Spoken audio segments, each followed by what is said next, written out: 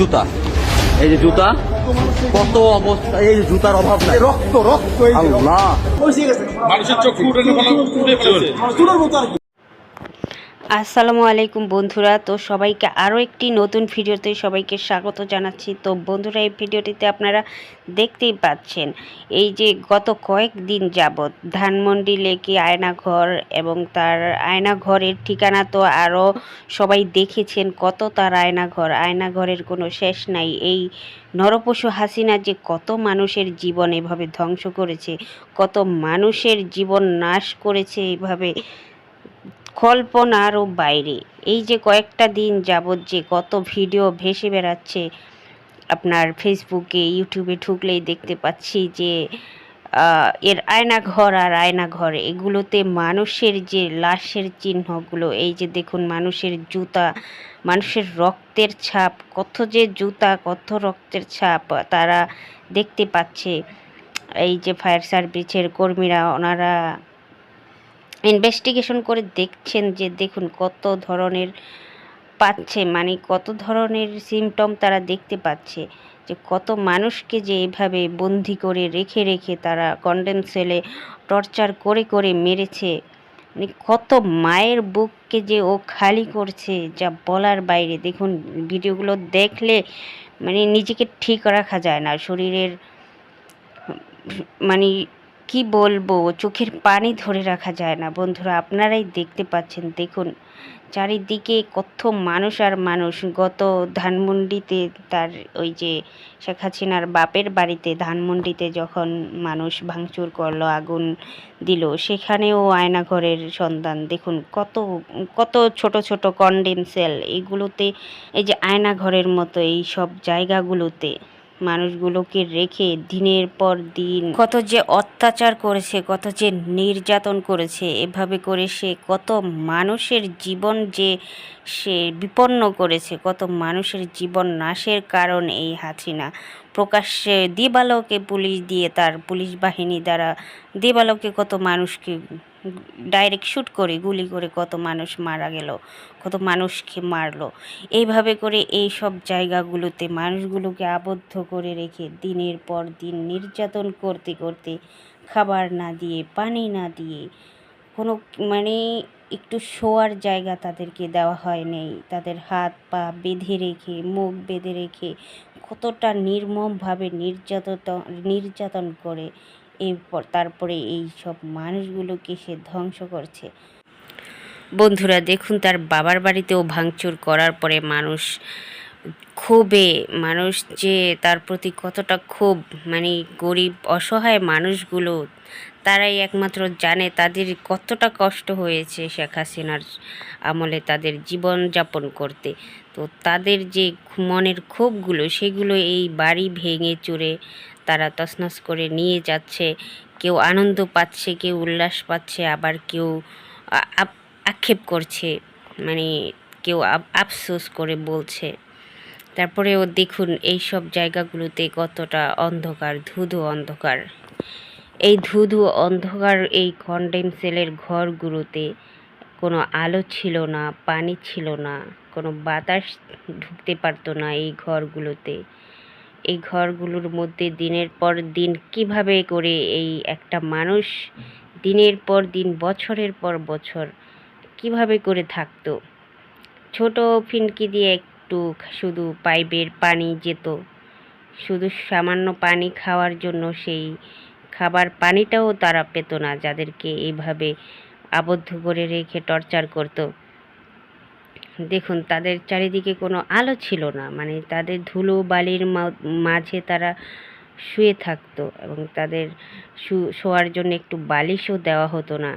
এই সব ধুধু অন্ধকার ঘরগুলোতে মানে দুনিয়াতে থাকতেই একটা জাহান্নাম চোখে দেখে আসছে। যারা মূলত ফেরত আসতে পারছে তার এই আয়নাঘর থেকে, যেই মানুষগুলো ফিরে আসছে, যে মানুষগুলো এই অত্যাচার সহ্য করে ফিরে আসছে, তারা আসলে বুঝে আসছে যে দুনিয়াতে থাকতেই আরেক জাহান্নাম তারা দেখে আসছে। এই জাহান্নামটা তাদেরকে দেখায় দিছে শেখ হাসিনা।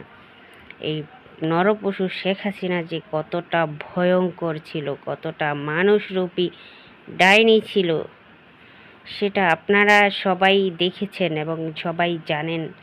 দেখুন, যারা এই কন্ডম সেলগুলোতে আটকে ছিল তারা এই যে দেয়ালে অনেক কিছু লিখে রেখে গিয়েছেন। তো এগুলো সব মানুষগুলো দেখতে পাচ্ছেন। আর সবাই এখানে সব ফায়ার সার্ভিসের কর্মীরা এসেও ইনভেস্টিগেশন করছেন এবং তারা দেখছেন। আর এই পানিগুলো নিষ্কাশন করলে, এই যে তলায় নিচের পানিগুলো, এই সব সেলের পানিগুলো নিষ্কাশন করলে মেবি হয়তো বা আরও অনেক কিছু মিলতো, অনেক কিছু দেখতে পেত মানুষ। তো মানুষের পচা লাশের গন্ধ এদিকে, মানুষের জুতা, কত মানুষের রক্তমাখা শার্ট, এরপর কত মানুষের হাড় গোড় এখানে পড়ে রয়েছে। এগুলো দেখলে চোখে পানি চলে আসে, আসলে দেখে সহ্য করার মতো নয়। বন্ধুরা, সবাই ভিডিওটি আপনারা দেখতে থাকুন এবং অবশ্যই ভিডিওটি লাইক, কমেন্ট এবং শেয়ার করে যাবেন। আর দেখুন, এই যে শেখ হাসিনার বাবার বাড়ি থেকে এক একজন এক একটা নিয়ে যাচ্ছে, শেখ মুজিবুর রহমানের বাড়ি ভেঙে গুঁড়িয়ে দেওয়া হচ্ছে। আসলে সাধারণ মানুষজন এখানে অনেক আনন্দ পাচ্ছেন, উল্লাস করছেন। দেখুন কিভাবে ভাঙছেন তারা ভেঙে এখান থেকে সব কিছু নিয়ে যাচ্ছেন, অনেকে আনন্দ পাচ্ছেন নিয়ে। তো এই যে দেখতে পাচ্ছেন এক্সকেভেটর দিয়ে কীভাবে ভেঙে দেওয়া হচ্ছে, তার বাবার বাড়ি গুঁড়িয়ে দেওয়া হচ্ছে। আমরা আসলেই আনন্দিত। তারপর এখনও সে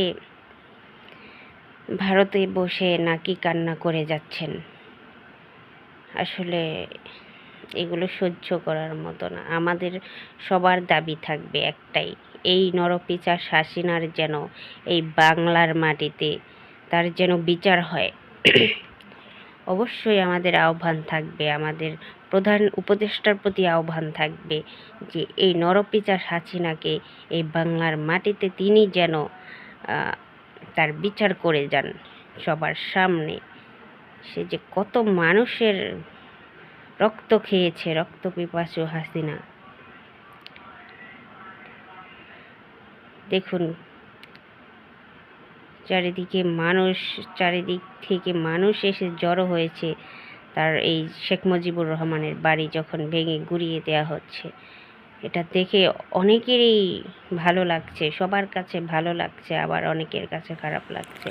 তো বন্ধুরা, কারা কারা চান যে এই খুনি হাসিনার বিচার হোক, এই বাংলার মাটিতে তার বিচার হোক, কারা কারা চান তারা অবশ্যই কমেন্ট করে যাবেন। আমরা চাই অবশ্যই অচিরেই যেন এই খুনি হাসিনাকে দেশে এনে তাকে উপযুক্ত শাস্তি দেওয়া হয়। দেখুন, যেই মানুষগুলো মারা গেছে, যেই মায়ের বুকগুলো খালি হয়েছে, তারাই একমাত্র বুঝতে পারে যে স্বজন হারানো। এই যে জুতা, কত অবস্থা, এই জুতার অভাব নাই, রক্ত রক্ত। বিচার চাই, আমি দেশের জনগণের কাছে বিচার চাই। বলুন আপনারা, আমি কি আপনাদের কিছু করিনি? এই জুতার অভাব নাই, রক্ত রক্ত। আল্লাহ,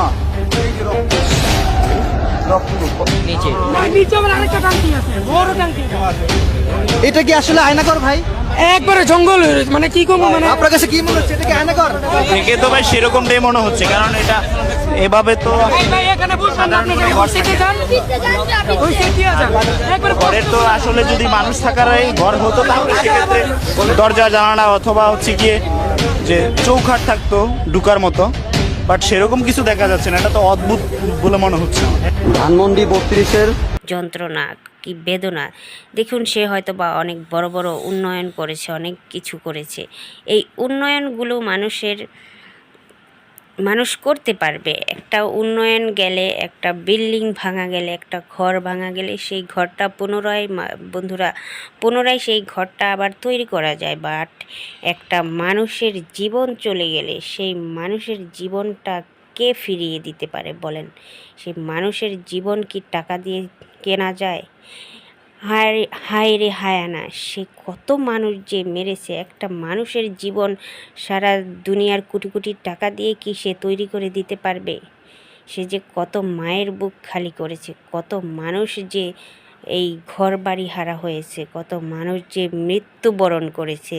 আর এই যে শহীদরা যে দেশটাকে স্বাধীন করেছে, এই নরপিশাচ হাসিনা থেকে, এই স্বৈরাচার হাসিনা থেকে, স্বৈরাচ শাসক থেকে আমাদের বাংলাদেশটাকে যে মুক্ত করেছে, এই যে শহীদ আবু সাইদ, শহীদ মুগ্ধ, মীর মুগ্ধ, তারা যে তাদের রক্তের বিনিময়ে আমরা যে বাংলাদেশটা পেয়েছি, আমরা আজ যেই বাংলাদেশে শান্তির নিঃশ্বাস নিতে পারছি, কেবলমাত্র এই শহীদদের রক্তের কারণে। এই শহীদরা, তাদের ঋণ আমরা কোনো দিনও ভুলতে পারবো না। তাদের জন্য আমাদের হৃদয় থেকে অনেক অনেক দোয়া এবং শ্রদ্ধা, ভালোবাসা, সম্মান।